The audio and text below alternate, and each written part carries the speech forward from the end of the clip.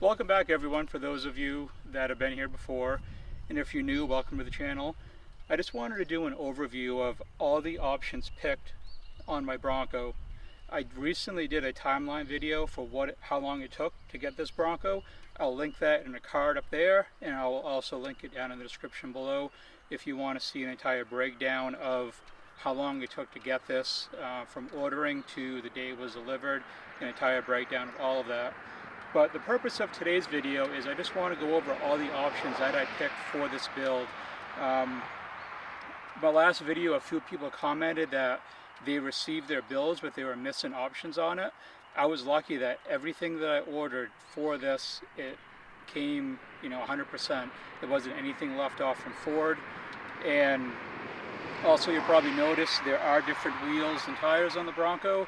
That will be for the next video. I'll go over what the tires are, what the wheels are, the sizes, and if they rub or not, because that's always a big topic on a lot of the Facebook groups regarding the Bronco, is what wheels and tires can I put on, will it rub the crash bars or not. I didn't want to put that video out first, so I'm doing the overview of the entire build for the Bronco, and then I'll do the wheels and tires and some other accessories that I bought for it, and that'll be in a separate video. We'll start off on the exterior. I did opt for the modular bumper. I like the looks of it just a little bit more than the standard one. Nothing wrong with the standard one, just the look that I wanted for my particular build. I thought that the modular bumper would be more beneficial for that. The only downfall is that you don't get the fog lights with the modular bumper as you do with the standard one, but that's something that I will fix in time. I do plan on getting some aftermarket fog lights for this later on down the road, and that will come into play a little bit later on in the video for other options that I picked. This is the Outer Banks model, so it has the painted fender flares, the painted mirrors, and running boards as a standard option. And that's about it for the exterior. It needs to be cleaned pretty bad. I haven't had time to really wash it lately, and its weather hasn't been the best either, so it's tough washing it outside without freezing to death. But that's about it for options for the outside. So we'll go to the inside and cover some of the stuff in there. And I did opt for the 4A option for the four-wheel drive system. And being that I live in the Northeast in Maine, the winters can get pretty rough, so I thought that having a 4A option for the four-wheel drive system would be beneficial. So that's something that I plan on making full use of when the next winter rolls around. Fortunately, the winter's over now. All the snow is gone. It's not going to snow again, so that's an option that I won't get to use in the snow until later on this year. And I also did opt for the locking rear differential. You can see the switch for it there. That's something that I may not really ever use, if at all. Depends on how in depth I get with the off-roading with this. So that's something that I decided to get because I would rather have it and rarely, if ever, use it versus getting into a situation and not having it and wishing that I did have it. So that upgrade was worth it. Those of you that have built Broncos and priced out Broncos know that they can get expensive, but for the option that I paid for having the lock-in rear diff, I think it was $795 at the time that I built this, it was worth it. So that's something that I wanted to include with my build. And for the option for the engine, I picked the 2.7 liter. See the turbo down there.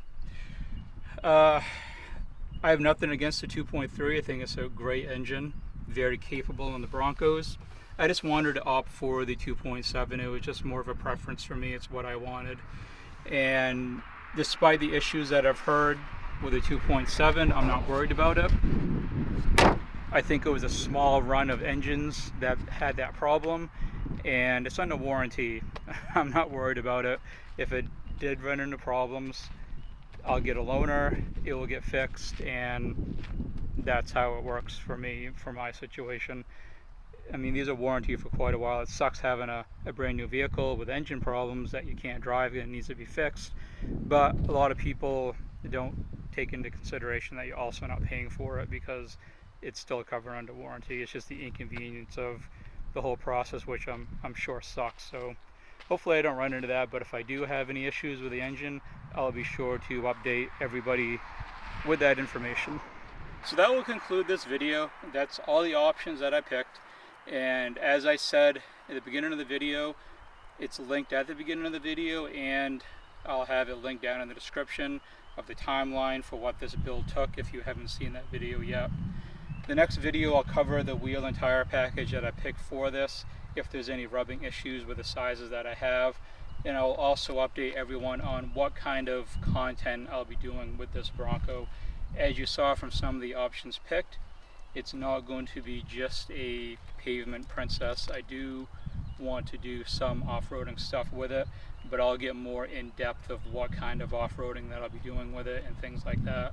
So that will be in probably the next video that I do when I cover the wheel and tires and all that stuff.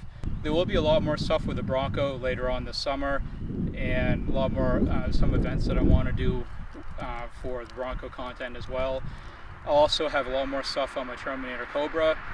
Both vehicles we'll be getting some things done to them and doing some events with both. So if you're interested in the Cobra, stick around for that. Of course, always stuff with the Bronco as well.